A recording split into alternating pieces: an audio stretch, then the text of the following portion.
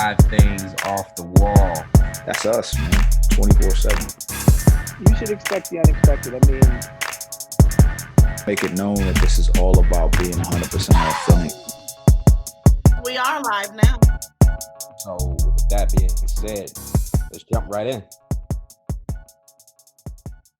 A real quick, huge, epically massive shout out to Simone Biles and Naomi Osaka, as well as all of the other professional athletes who have put themselves first and who have stopped allowing media, fans, sports clubs, and sports pundits, and any of these people's, political commentators, idiot analysts saying, they should do this, should do that, whatever. They put themselves first, their own mental health, their own mental welfare. They put that first. Shouts out to those two queens for taking those steps. Simone Biles stepping down at the Olympics to take care of her mental health. That's epic, man. Yeah. Naomi Osaka stepping away from tennis for the exact same thing. And I've said it before. I don't know if I said it on the show before, but I do believe as fans we take for granted the amount of pressure that these athletes are under. Granted, I do think that is the position that these people chose to be in. They don't have to be that, but they chose that life. But that doesn't mean that they should be punished and suffered because of it. Because they're gifted at something else. Somebody said on social media. Matter of fact, it was Derek's wife. Shayla said she was like, something. I don't think she used the word shout out, but she was like, how about all the people who could barely pass the presidential physical fitness test in high school having so much to say about this Olympian not performing?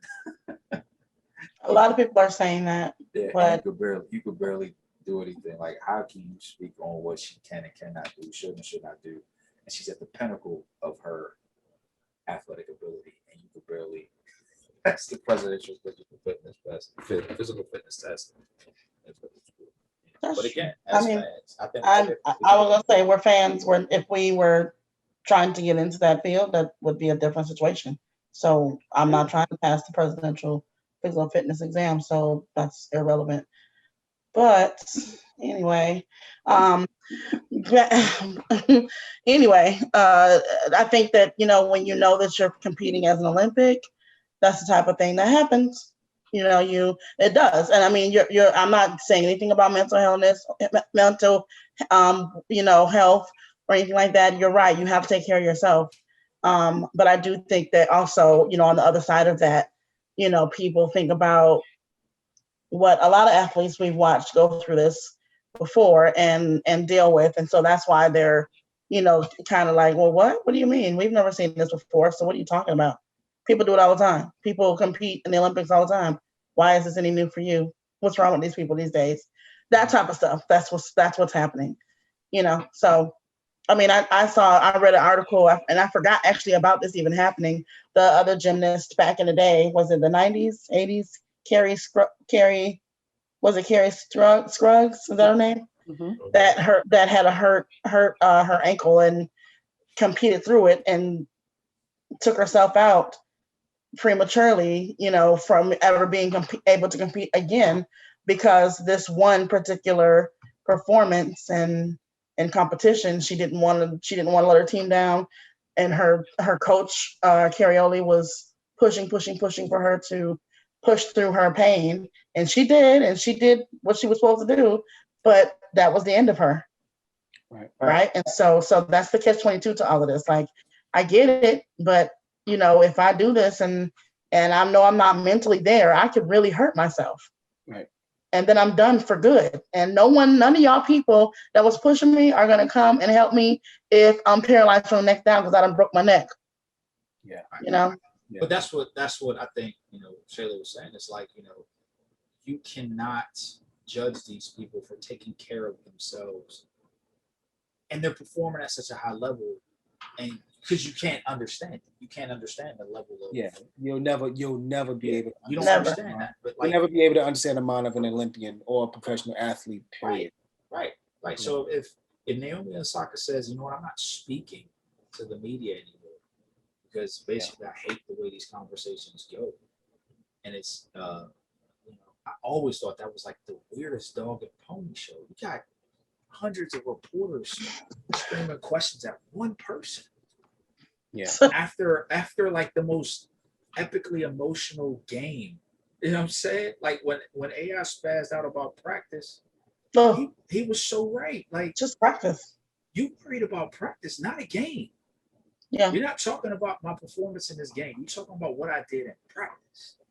Yeah, the physical and emotional toll that these athletes are going through is I will say that Simone Biles did come it's out incredible. today and say that she did have she has, what is it called, some type of twisted syndrome, where when you're doing a lot of twisting and turning in the air and you kind of get like a vertigo type thing. She's experiencing that as Yeah. well. That's cool. But I mean, of course, some may say that should have preceded the mental. she could say whatever she I wants to know, say. I know, Whatever she I wants to say. know. What? No, but here's the thing: you're gonna have people who are always going to troll and say what they want to say. Shout Yeah. out to Simone Biles to be like, you know what, I am going to put my health first for the first time in a long time, because there's reports of her competing with broken toes. Yes. Can you imagine just all No. the running and the jumping and the flipping that she has to do, and her toes are broken. So, you know, And also the fact that they even made the statement before she pulled out. You know, they were saying that they were going to, that they were judging her based off like on a different scale, because her level of complexity was going to cause other competitors to possibly injure themselves trying to compete with her. Come on, are you serious? Like, this sounds crazy. Oh no, that's true.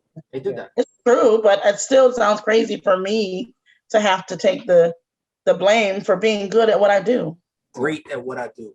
She's so Great. good at what she's Great. so good at what she does. She's so great at what she does that you cannot do it because other people are going to try to emulate it and they're going to hurt themselves trying to be like you. So to save everybody else, we're going to punish you.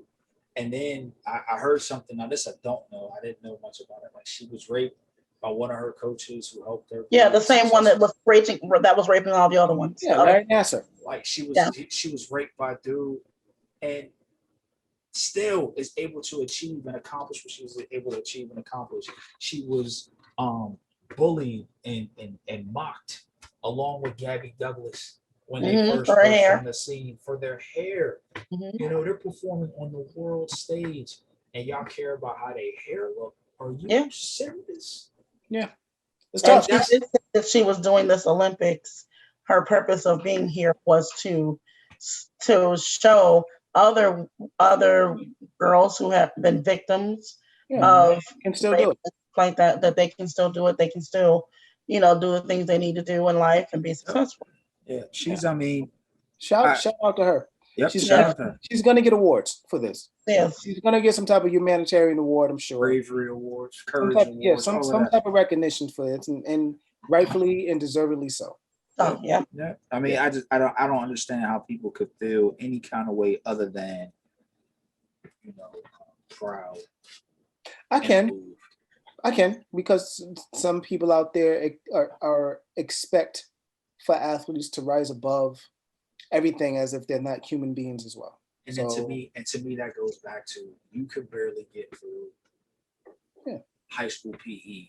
Here we go with this. No, I'm serious. Like, and this is what I'm saying. This is why I think that argument is so relevant to this situation, because your athletic ability is pedestrian, right? You have a pedestrian athletic ability. Don't try to put yourself in the mind frame of somebody who has a far from pedestrian ability. You don't understand what it takes, right? Not saying that that's what you strive to be. Not saying that. I was gonna say, now come on now, ain't nobody not trying to be a basketball player, but not that's trying to be a gymnast. But that's the point. You gotta people are not trying to be that. But no, you have to be careful with that comment, because at that point you're saying what it sounds like you saying when you say that, not seeing you, but when it's said like that, I'm better than you. right? So I'm an No. elitist and you're not. That's what it And sounds like. I get that and I understand it, but that's not what I'm saying. What I'm saying is when that argument is made, when that statement is made, I appreciate it because it's like, all right, if I go onto your job, Crystal, and I tell you you're a top-notch trainer, right? If I try to tell you what it takes to be a better trainer, right? And I struggle to comprehend basic English in school, basic math in school, right? How does that? I don't understand the pressures you go through. I could barely formulate a basic sentence. So how can I be a technical writer and write for a major corporation? No, it's not saying that makes you an elitist. I'm just saying my brain is not able to comprehend the stress that you're under. Same thing with you, Dev, as an engineer, as a project manager, as all of the things that you do, as an influencer, as all of those things. I can't barely work TikTok. How can I tell you how to be a better social media influencer? I can't. If somebody comes into my classroom and you failed every grade you were ever in, and you want to tell me how to be a better teacher, it's not that I'm better. Well, I mean, I don't think that I don't know, because we give evaluations at the end of, I give evaluations at the end of class to get feedback about how to make me a better trainer. And so that comes from people who don't have a background in training, but they have a background in learning. And so if they want to learn and they know how they need to learn, if I'm not touching on all those levels or all those different theories of adult learning theories to help out or protect or perfect my craft, then I can understand that they may give me feedback. I don't want to hear you talking all day. I want to do something more interactive. Right. But those people and those questions that's not a feedback of saying you're a failure as a trainer because other trainers are able to just keep going through it. I don't care that you went through what you went through. Other trainers are able to just keep going through it. You need to do better. There's no one's calling you a failure or an inferior trainer. They're giving you suggestions on how to be better. If somebody went to Simone Biles and said, hey, here's a suggestion on how I think you could be a better athlete. You know, I notice your training always occurs during these months after your body has not rested from XYZ performance, right? If I'm giving you that suggestion, that's different. But me telling her that she should continue to push forward in spite of all of her mental challenges and blocks, I can't understand what she's going through mentally because I'm not at her level of ability. I'm not. Like, if somebody came into your training classroom. So does it make it valid if LeBron James said it? I think it could. I think it would hold a little bit more weight. It does. He's a world-class athlete. So for him to say she need to suck it up and deal with it. I think it could. I'm not saying that makes it okay. I'm saying that is another that. Huh? I was gonna say no because no, it doesn't make it. It doesn't make it okay. Yeah, it doesn't make it okay. It doesn't make it okay. But he's in a little bit more of a position to be able to say something. Not saying it's right. Listen, I'm not saying that it's a right statement. What I'm saying is, if another world-class athlete says to another world-class athlete, I get it. This is where we're at, though, and you need to get over it and suck it up because of what we are. This is a person who's been at that level. Now, so wait, just so I'm clear. So if are you accepting that? You're saying I can understand why that other world-class athlete would say that? Or are you saying? Am I accepting it? No, I think it would still make him a douchebag of epic proportions if he said that. That's not what I'm saying. What I'm saying is she may receive it. It comes out. It's kind of like what he's able to pass the presidential physical fitness test. Here's the thing. You're taking something personal, and you're not understanding what I'm saying. I can't speak for Simone Biles. I don't know. I just would. I think it's very hard to really speak on. Listen, when it comes to mental health, period, I think it's very hard and dangerous to speak on somebody else's mental health and what they should do or what they shouldn't do. That's like saying, you shouldn't feel a certain type of way if you were offended about something. Like, you can't tell me how I'm supposed to feel based on what happened to me or what was said to me, right? So, in that analogy that you give, Walt, about LeBron and Simone Biles, my first thought is like, yeah, LeBron's a world-class athlete in basketball. He don't know boo about gymnastics. Gymnastics, right? So right. there should be nobody saying anything unless it's somebody within that space. And even if it was somebody within that space, it's very hard, again, to say, okay, this is how you should think, this is how you should feel, this is how you should respond. If Gabby Douglas said it, it's all real goofy, man. That's all. It's just if Gabby Douglas said it, I mean, we would still look at it just as equally as crazy. Yeah, it's all ill to me. Right, it is. It's very ill. But I'm just saying, coming from another world-class athlete, it may have been better received than coming from a. I don't know. A couch jockey. I don't know if I agree with that, Walt. A person that can't pass the presidential. Yeah, right. Look, that's why. I don't know if I agree with that. I do. That's why Ron Artest ran into the stands and punched them people in the face, and Jermaine O'Neal, and all those. Oh yeah, when they was it the Pistons and the Pacers? Yep. The Malice, the Palace. That's why them fans got Molly. Yeah, that's why you got. That's why there's fans. That's what that means. It's just no worse than you saying, you know what? They need to get rid of Ben Roethlisberger. I would never say such a stupid. He's washed up. That's stupid. That sounds. You may not but you have said it at some point in your life. Never. You have said that at some point in your life. Not about Ben Roethlisberger. It doesn't matter. Walt's being a homer. Yeah, we already know. And on that note, we are going to wrap up tonight. I don't want y'all to forget that I do have mutability. I will mute you.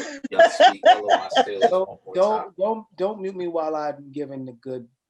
The benediction. The benediction. Benediction. All right. Do it like Derek does. Come on now. Don't do it like that. So listen, for Walt G and for C Mac. Don't speak for me. This is your boy Dev. Make sure you subscribe to our channels. We're on IG, we're on YouTube. And don't get all cutesy couch. Thank you for Netflix and chill voice. Thank you for listening and taking the time to thank you for coming out up with us. Spending your evening with us. We appreciate you. Let me get in everything that you do. Take positivity with you. Peace, beautiful people. Take that presidential physical. Peace, beautiful people. It's your boy Dad. Listen, man. Follow, like, subscribe. 5 Things Off the Wall. We are available on YouTube and IG. 5 Things Off the Wall. 5TOTW. Peace.